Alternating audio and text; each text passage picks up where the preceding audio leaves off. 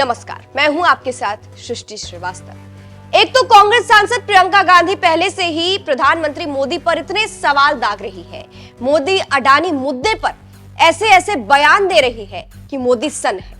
अब प्रियंका, अब इसी बीच उनके पति ने भी पीएम मोदी को ऐसा फंसाया है कि कहा जा रहा है मोदी तो रो देंगे। चलिए आपको भी बताते हैं पूरी खबर के बारे में। दरअसल बीजेपी की जीत पर फिलहाल कई सवाल उठ रहे हैं। महाराष्ट्र से लेकर हरियाणा की जीत पर तो खुद बीजेपी हैरान है।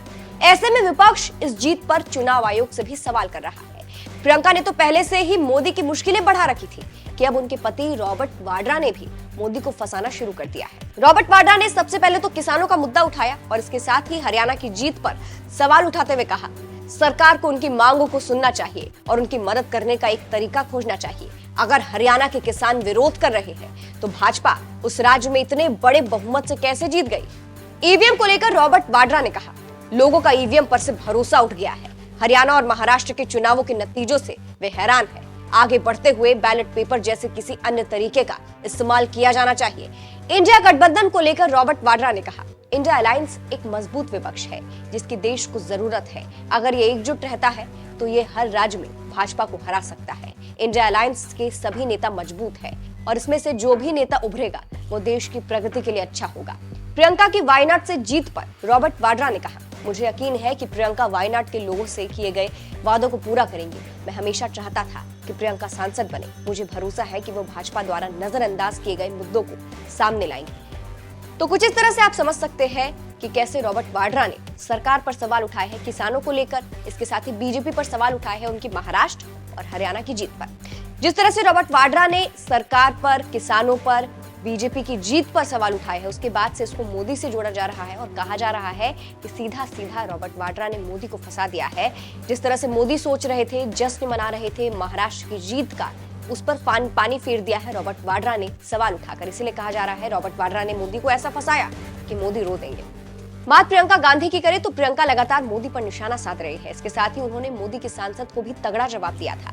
मोदी के सांसद संबित पात्रा ने अपने एक बयान में कांग्रेस सांसद राहुल गांधी को देशद्रोही तक कह दिया था, जिस पर प्रियंका गांधी ने पलटवार किया था और कहा था, जो लोग देश की आजादी के लिए 13 साल जेल में काटने वाले पंडित जवाहरलाल नेहरू और पाकिस्तान के 2 टुकड़े करने वाली इंदिरा गांधी को देशद्रोही कह सकते हैं, उनके लिए राहुल गांधी के लिए इस शब्द का इस्तेमाल करना कोई नई बात नहीं है। अगर वो राहुल गांधी के लिए ऐसा कह रहे हैं तो कोई नई बात नहीं है। वहीं हाल फिलहाल ही प्रियंका ने मोदी अडानी के मुद्दे को लेकर विपक्षी नेताओं के साथ संसद के बाहर प्रदर्शन किया था। इसके साथ ही हाथ में संविधान की कॉपी लेकर राहुल के साथ भी प्रदर्शन किया था। उन तस्वीरों के साथ आपको छोड़े जा रहे हैं। फिलहाल रॉबर्ट वाड्रा के बयान पर आप क्या कहेंगे, कमेंट करके जरूर बताइएगा। नमस्कार।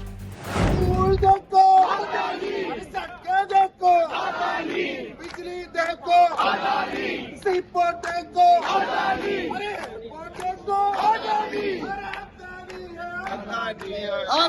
है, हर जगह है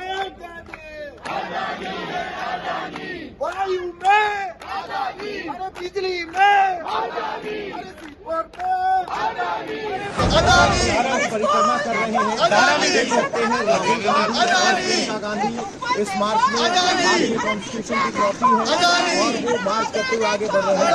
मोदी अदानी एक है और मास्क इसमें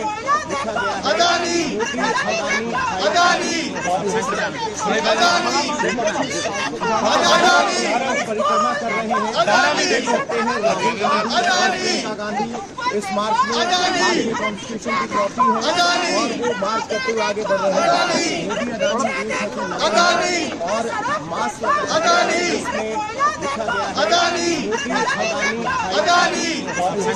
इसमें लिखा गया है मोदी परिक्रमा कर रहे हैं। धारा में देख सकते हैं राहुल गांधी और प्रियंका गांधी इस मार्च में भारतीय कॉन्स्टिट्यूशन की कॉपी है और वो मार्च करते हुए आगे बढ़ रहे हैं। मोदी अदानी एक है और मास्क इसमें